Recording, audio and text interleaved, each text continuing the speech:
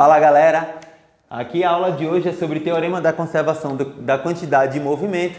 Eu vim mostrar para vocês como o teorema da conservação da quantidade de movimento pode ser aplicado junto com o exemplo de teorema do impulso e depois um segundo exemplo usando o próprio teorema da conservação, tá? Eu mostro para vocês aqui a ideia de um bloco de massa de 2 kg, com um bloco de massa de 4 kg. Uma pessoa está unindo os dois blocos através de uma mola.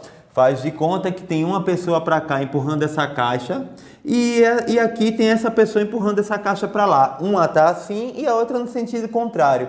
Essa mola ela será espremida. Em outras palavras, diminuir de tamanho significa comprimida. Essa mola vai estar comprimida, vai estar cada vez menor. E se esses meninos resolverem saltar essas caixas, essa mola, com toda a energia que ela armazenou, ela vai se distender de volta e vai empurrar essa caixa para a esquerda e essa outra caixa aqui para a direita, com a velocidade, vou denotar aqui por V1 e V2.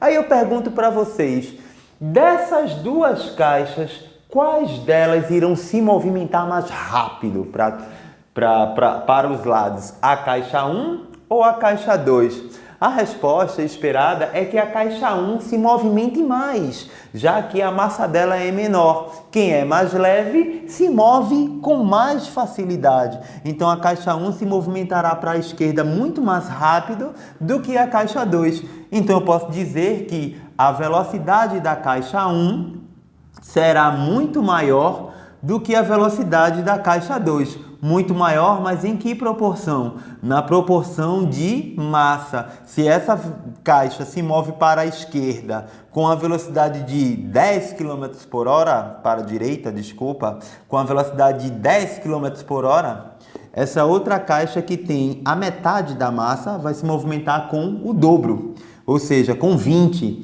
de modo que a conservação da quantidade de movimento se mantenha. Então eu posso dizer de modo geral que a quantidade de movimento inicial é igual à quantidade de movimento final. Inicialmente as caixas estão paradas, então eu tenho que 0 é igual a quantidade de movimento final, seria a quantidade de movimento da caixa 1 mais a quantidade de movimento da caixa 2. A caixa 1 se movimenta para a esquerda. Para a esquerda a gente aprendeu que é tudo menos. Para baixo é tudo menos, para cima tudo mais, para a direita mais. Se ela se move para a esquerda, sua quantidade de movimento é negativa. Então eu tenho que 0 é igual a menos que 1, menos, tem que botar orientando o sentido, né, da quantidade de movimento, mais Q2 é para a direita, portanto, mais Q2. Passando esse menos para lá, eu posso escrever de modo geral que toda vez que a quantidade de movimento é conservada, Q1 seja igual a Q2. E nesse modelo de exercício eu defino que a massa de 1 vezes a velocidade de 1 é igual à massa de 2 vezes a velocidade de 2. Onde o produto 2 vezes 10, que é 20, é igual a 40 vezes 5, que é igual a 20. Portanto, essa caixa, se ela se movimentar para a direita com a velocidade de 5, a sua quantidade de movimento será 4 vezes 5, massa vezes velocidade, 20. Para que essa caixa se movimente para lá com 20, eu devo ter que essa velocidade seja 10, para que quando eu multiplicar m vezes v, usando a fórmula, eu ter 2 vezes 10 ser 20. Então, 20 para lá e 20 para cá, se conservando. De forma geral, o teorema da conservação diz que, além do impulso ser igual à quantidade de movimento, a quantidade de movimento inicial a variação da quantidade de movimento inicial é igual à variação da quantidade de movimento final, tá?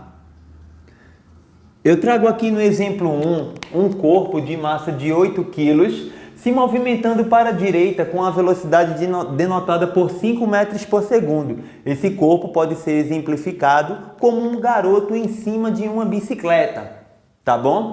E ele está se movimentando para a direita. Um agente externo, uma pessoa de fora, deseja empurrá-lo para a direita, imprimindo nele uma força de intensidade de 20 newtons.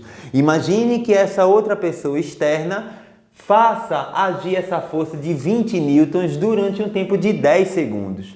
A velocidade da bicicleta, junto com a do garoto, irá aumentar. Mas irá aumentar em que proporção? Vai aumentar na proporção de modo que todo o impulso sofrido pelo garoto seja igual à sua variação da quantidade de movimento. E aí eu digo que uma velocidade de 5 metros por segundo sendo trocada por uma velocidade de 18 km por hora, eu terei ideia melhor da velocidade final do corpo em quilômetros por hora. Portanto, o impulso é igual à variação da quantidade de movimento. Força vezes tempo. Esse aqui são os cálculos para se determinar a velocidade final que vai adquirir. No início era 18, com o impulso com certeza vai ser maior que 18. Mas maior que 18 quanto? Que número exato? A física vai demonstrar para vocês através da equação que relaciona o impulso com a variação da quantidade de movimento.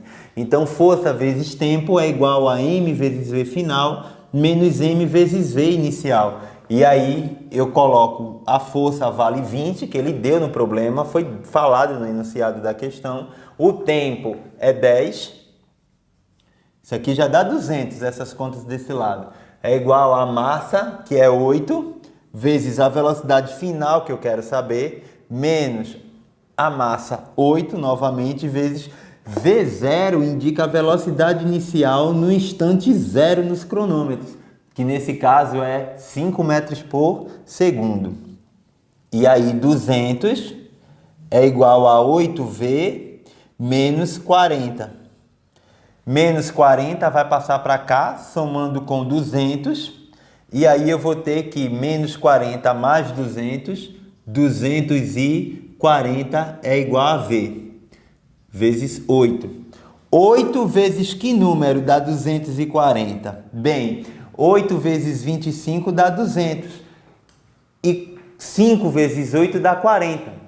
Então, 200 dividido por 8 sendo 25, com mais 5, V igual a 30 metros por segundo.